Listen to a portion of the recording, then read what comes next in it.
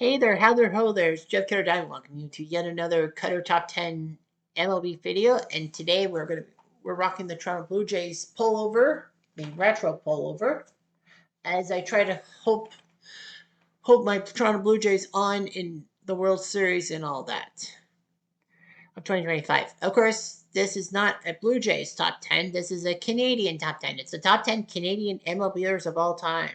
Because you know how it is with baseball not having the best players in around the world. So that's what happens here. All right. So here are the top 10 Canadian players of all time. Number 10 is Jeff Francis. Jeff Francis was basically one of the best pitchers in Colorado Rockies history. He did play for the Toronto Blue Jays at one time, but yeah, he was a Rockies icon, one of their best pitchers of all time. And Jeff Francis knew how to throw the ball, and he was a lefty, and he did get Colorado to the 2007 World Series, so that was big. And I think Jeff Francis was big in the Little League World Series. Was it 98 or something? Stuff like that? But yeah, Jeff Francis was a decent player. Number 9 is Eric Gagne. Game over, as they say. Eric Gagne was one of the top pitchers for closers for a 3-year period from 2002 to 2004.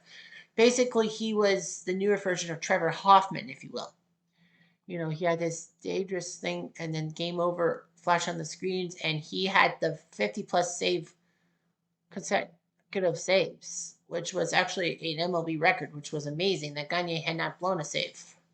Unfortunately, though, Eric Gagne would actually had some terrible seasons with Milwaukee and Boston, and his time in the majors would be shortened by 2008 because of injuries and terrible performances. But yeah, for those 3 fleeting years, he was fantastic, and he was pretty good. He used to be a starter, too. Number 8 is Freddie Freeman. A lot of people will be probably like saying, Freddie Freeman, that's too low. Well, remember, his career is just kind of starting off the beaten path. It's been about like 10 years. But yeah, Freddie Freeman is a pretty good player, but he hasn't hit the superstar status yet. But I think Freddie Freeman will be big in the days. And of course, this is being taped the day after his, well, you know, whatever you want to call it, but after his 18th inning home run to sink the Blue Jays in Game 3 of the World Series. But yeah, Freddie Freeman has still time to be in the top 5, but, you know, I think that he's not top 5 yet. But yeah, he won a ring with Atlanta, won a ring with LA, and, you know, the big grand slam in Game 1 of the 2024 World Series, which saw Joe Davis yell, "Gibby, meet Freddie," because Freddie was also hurt. Number 7 is Matt Stairs. Matt Stairs played for 13 MLB teams, a record for hitters, including the Blue Jays and Expos, naturally. He had 265 home runs in his career. He was also big for Oakland and I think Milwaukee, among others. And then in Philly, he was part of the 2008 World Series Championship when he had a massive 3-run home run, pinch hit home run against the Dodgers in the NLCS to help the Phillies win that thing and to win the World Series. So Matt Stairs has a championship ring. So yeah, he was always big. From New Brunswick, he came from. Number 6 is Jason Bay. Jason Bay was a pretty impressive player and all that. Although he would spend time bouncing back and forth between organizations. The Expos didn't want him. I think the Mets organization didn't want him. And then Pittsburgh picked him up and put him as a lark. But somehow Bay proved a lot of people, especially the Expos, wrong by becoming the NL Rookie of the Year in 2004. Getting 3 All-Star selections and making things happen for the Pirates. You know, in their lean years. He played for the Bo Sox and Mets, not to a high degree, but Jason Bay was pretty much impressive. Number 5 is Russell Martin, an elite catcher playing for the Dodgers, Yankees, Pirates, and Blue Jays. He was more known for being a Dodgers pitcher and all that, and to actually put J. Martin on his back instead of R. Martin, J for shock, despite being called Russell. And then the Yankees had him, the Pirates had him. He hit that famous home run off Johnny Cueto in the 2013 wildcard game for the Pirates, and then the Blue Jays picked him up. It was natural he was going to come to the only Canadian team in town. Put up 4 All-Star selections, a Gold Glove.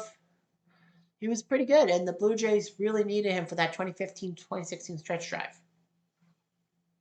Number 4 is Justin Morneau, who was named AL MVP for the Twins in 2006. He was very feared. He had 247 home runs and over 1,600 hits. He won the batting title in 2014. He was basically Minnesota royalty. I don't remember if he played for another team. Oh, yeah, he played for the Blue Jays, didn't he? Oh, no, that was Koski. Morneau almost became a Blue Jay, but he failed to catch on. But yeah, Justin Morneau was key for the Twins. And, you can't deny that. Number 3 is Joey Votto. Votto was 6-time All-Star and 2010 NL MVP for the Cincinnati Reds. Votto was, the best first baseman for the Reds since Pete Rose. But the fact is that he could hit home runs. He had a few division-winning home runs for the Reds. And he was spectacular. He had his on-base skills, his discipline, and was consistent with walking and getting on base. Of course, Votto nearly became a Toronto Blue Jay in 2025, but he failed to crack the roster and decided to retire as a Cincinnati Red, which was understandable. But yeah, Joey Votto was huge for the Reds. Number 2 is Fergie Jenkins. Fergie is the first Canadian to be inducted into the Hall of Fame. He's a Hall of Fame pitcher. He's had success for the Philadelphia Phillies, and then they traded him to the Cubs for Larry Jackson, which was a gigantic boo-boo on the Phillies' part, because Fergie was much better for the Cubs. In 1969, he seemed to be pretty good. He almost won the Cy Young, and then by 1971, he won the Cy Young Award, becoming the first Canadian pitcher to win that pitching award. He would finish his career with 284 wins and over 3,100 strikeouts. The guy was amazing and all that. I thought he won 300 games. I guess he didn't. But yeah, Fergie was fantastic for the Cubs in the late 70s when they were not really as good. Texas can call him, too bad Fergie never played for the Blue Jays, from Chatham, Ontario. And number 1 is Larry Walker. If you think Canadian baseball, you got to think about Larry Walker. He started his career with the Montreal Expos. He was actually trained to be a hockey goalie with Prince Albert, but they dumped him off, and Larry Walker decided to play baseball. And play baseball he did. He whacked the ball. He got a deal with the Montreal Expos. He started his career in 1989, and in his 3rd or 4th career game, he was involved in a 22-inning affair between the Dodgers and the Expos in the regular season. Larry Walker proved to be big for Montreal, that they picked this guy up for like $1,000 Canadian, and yet he's paid them back in spades. He was great for the 94 Expos, but of course, you all know about the strike that ruined the 1994 season and, screwed up the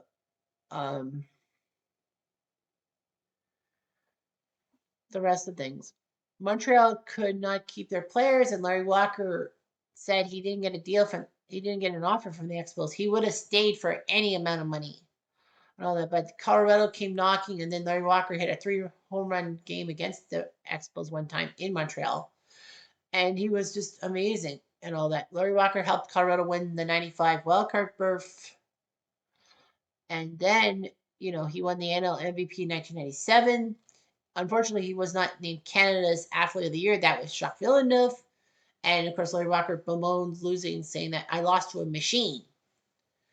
So, yeah, 7 Gold Gloves, 13 batting average, 383 home runs, and over 2,100 hits. He loved doing stuff with the number 3 in it, like his pregame stuff, always with the number 3. But, yeah, he was big for the Rockies and all that. And then, of course, Colorado traded him to St. Louis in 2004 in time for the stretch drive so that a big veteran bat would be used, and the Cardinals would get to their first World Series in 17 years. Unfortunately, despite Larry Walker playing his heart out and being, I think, the best Cardinals batter in that 2004 World Series, we all know what happened.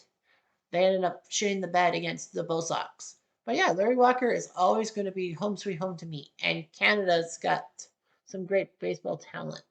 I mean, the Naylor brothers, Bo and Josh, are going to be producing quite a bit. We've had some Canadian content pitching wise. Kyle Quantrell's been pretty good and all that. So yeah, Canada. I hope the World Baseball Classic they'll do well. I hope so. Anyway, I'm gonna do.